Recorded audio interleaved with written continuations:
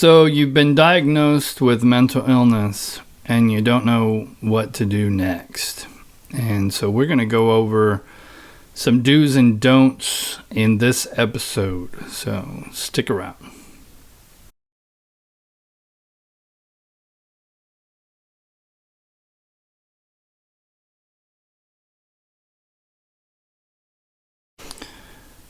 When I was first diagnosed, I was 25 years old, or right before I was 25 years old. I actually spent my 25th birthday in a mental hospital.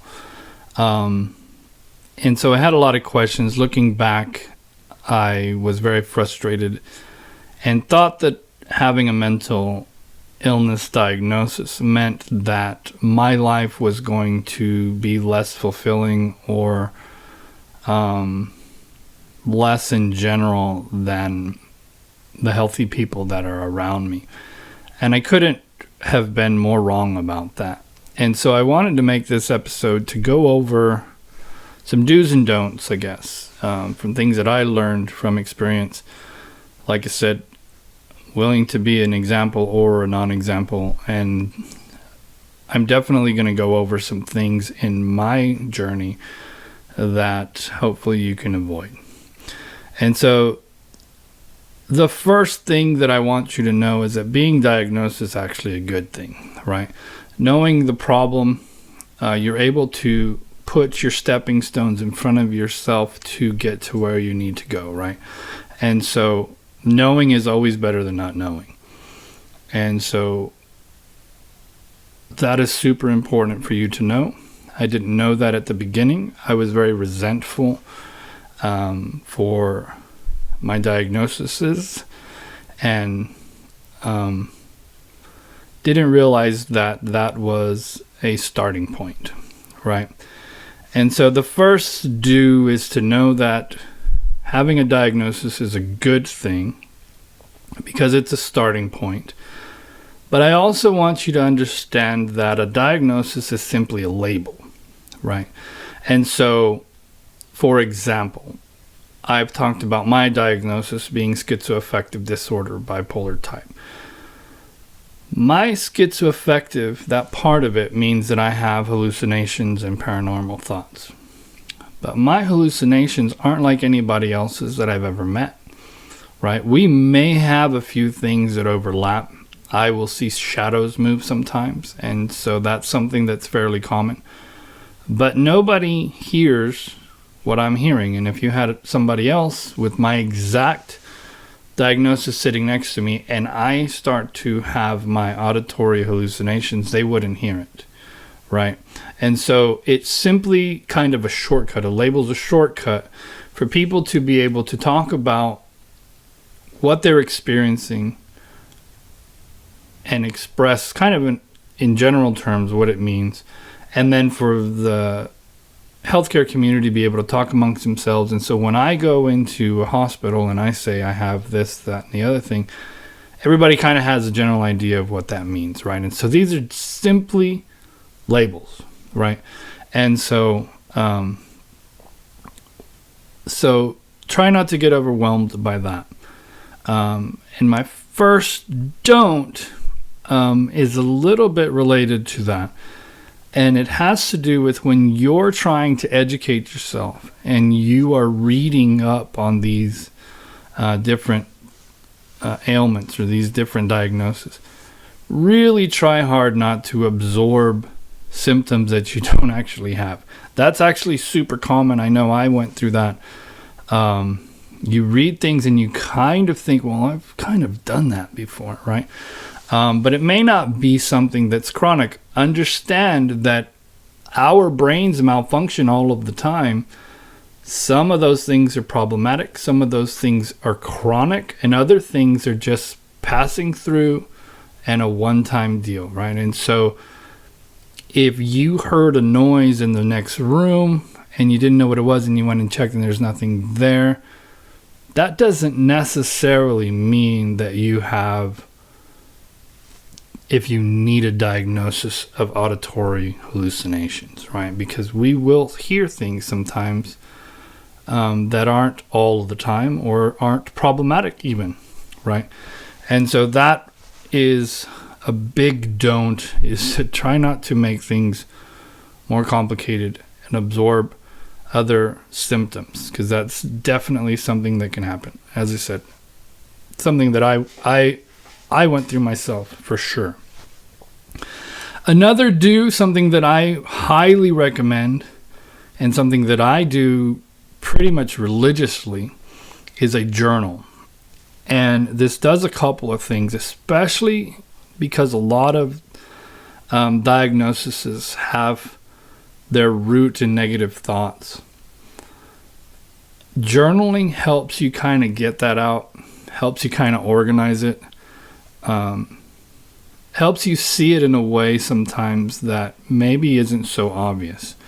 And so another benefit to that, and don't just write the negative stuff, write what you're thinking, right?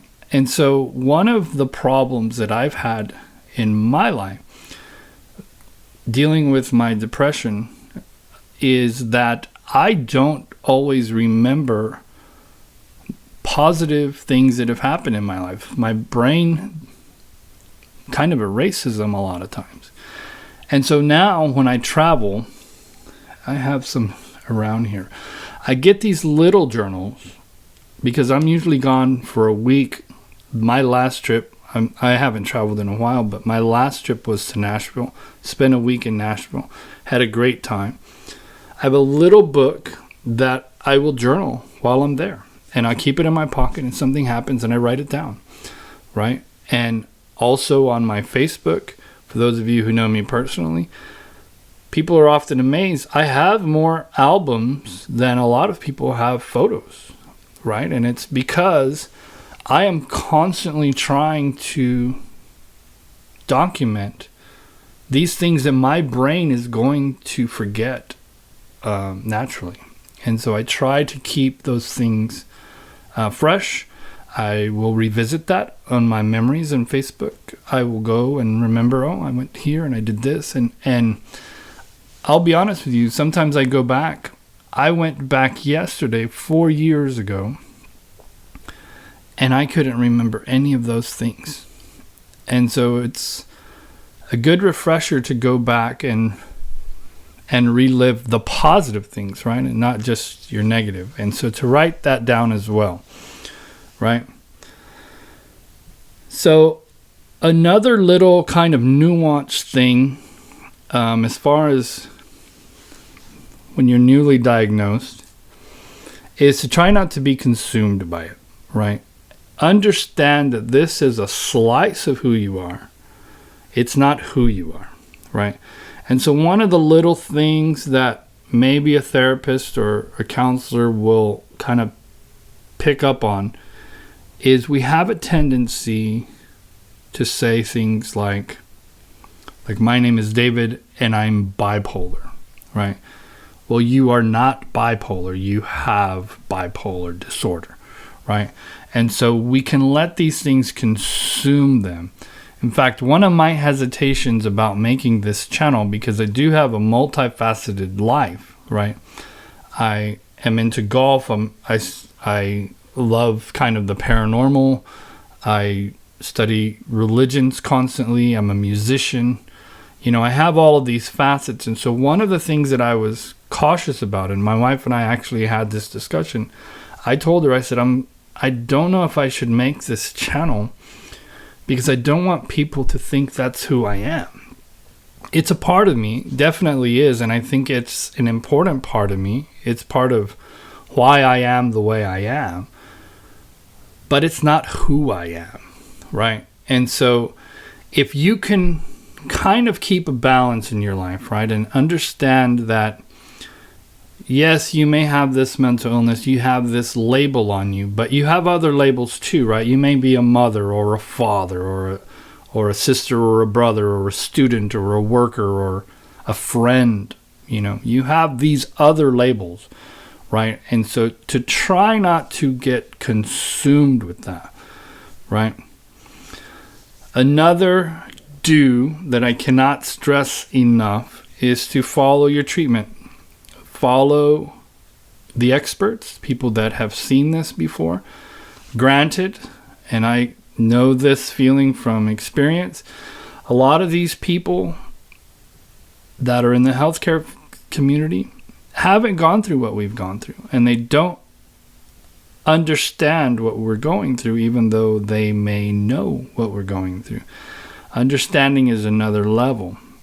Part of the reason I started this channel is because I do feel like I'm able to understand in a way that the professionals can't, and maybe I can be a mediator between the professionals who know what they're doing and can help, and then us on the mental patient side to be able to understand and to trust what they're doing, right? And so follow your treatments, take your meds if you're prescribed medications, do your homework if you're in therapy. The journaling is really important. I would take that journal to your appointments. And when they ask you how you're doing, our automatic response is usually, I'm doing fine. I did that for years. I would have these episodes. I'd end up in the hospital, or I would get arrested, and then I would have a doctor's appointment in 3 days, and they'd ask, how are you doing? And I'd say, I'm fine. Like, well, it says you just got arrested 3 days ago. Oh, yeah, that wasn't... it is what it is, right? And so by taking your journal, you can kind of remember these things, because a lot of times when we're given attention, we want to talk about positive things when we have that attention, or we want to brush things aside, or we forget because we feel fine right now, right? So take your journal to your appointments, talk about things that you've experienced through the week, the ups and the downs. All of this is part of your story and things that will help the professionals or the people who are there to take care of you to better understand what you need in your journey, right? Another thing that is very important is don't forget that all of the people that you're going to meet in this journey, including me, are humans, right? And they're going to make mistakes. And I have a really bad non-example of this. And it's going to be a little bit hard for me to talk about. When I was first diagnosed, I had never been to a therapist, and I was married at the time to my first wife, obviously. And I had to go to counseling, or I was assigned to go to counseling. And I took my wife at the time with me because I felt that being married is two people in the same life, right?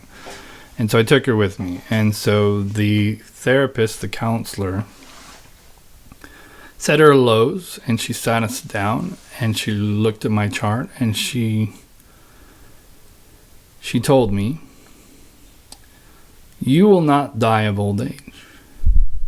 As severely ill as you are, and as violent as your suicide attempts have been, you will kill yourself.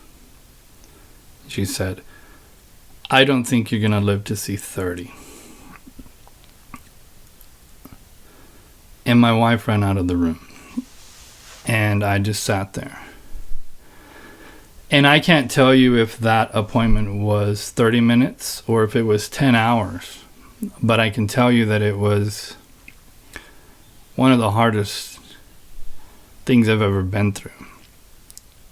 And I was 25 at the time, and 30 was only 5 years away.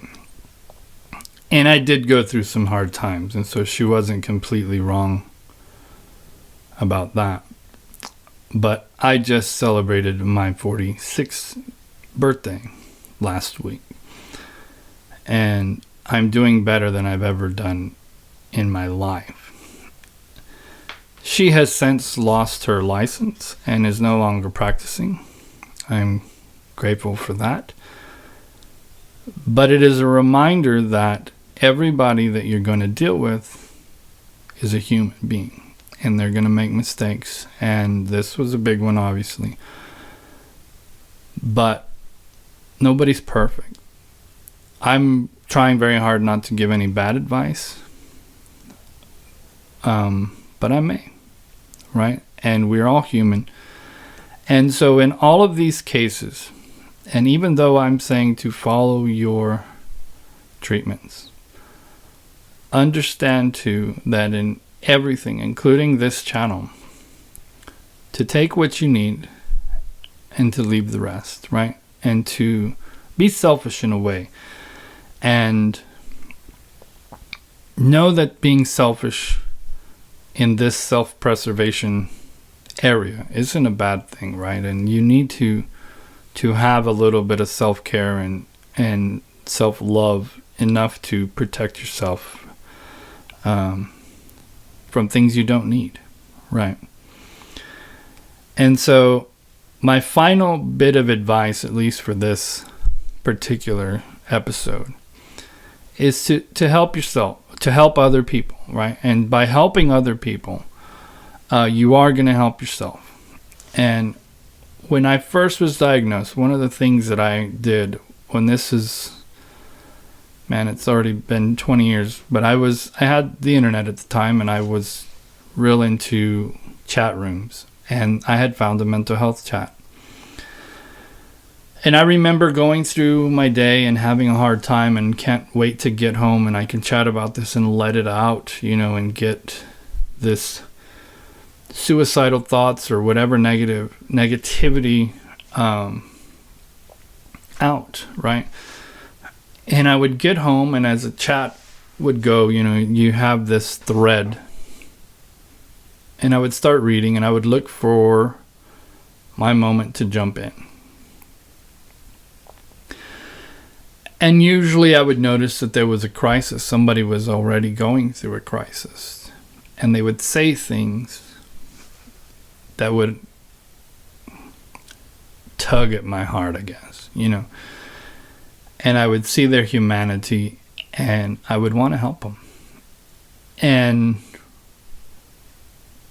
one of the things that I've had to deal with is that my issues are oftentimes humongous in my mind, but when you compare them to other people, sometimes they're not so bad, right? And that's just me being honest. Another thing that I had to come to terms with was that even though I've been through abuse and trauma, and even though those things sometimes affect me today, they're not happening today. And so it takes a little bit of self-awareness to realize that after your abuse has stopped, the person that's hurting you now is yourself. And that was really hard for me to come to terms with. And by helping somebody else, it often will put that in perspective, because you're safe now, even though they may not be. And it's a great way to push things forward, to help somebody else. It's very rewarding. It's another one of those things that I try my best to help other people, and I have to admit a big part of it is selfishly. I mentor other people that are dealing with mental illness, people usually in their 20s, like I was diagnosed in my mid-20s. And I often help people, males, to get through things that I've been through. And as much as I care for these men, and as much as I care for those of you who are watching this, a part of this is so that I can feel better and to put my life in perspective. And I encourage you to take that and move that forward and pass it. So that's about all I have to talk about today. I did want to finish this episode because I had mentioned it before.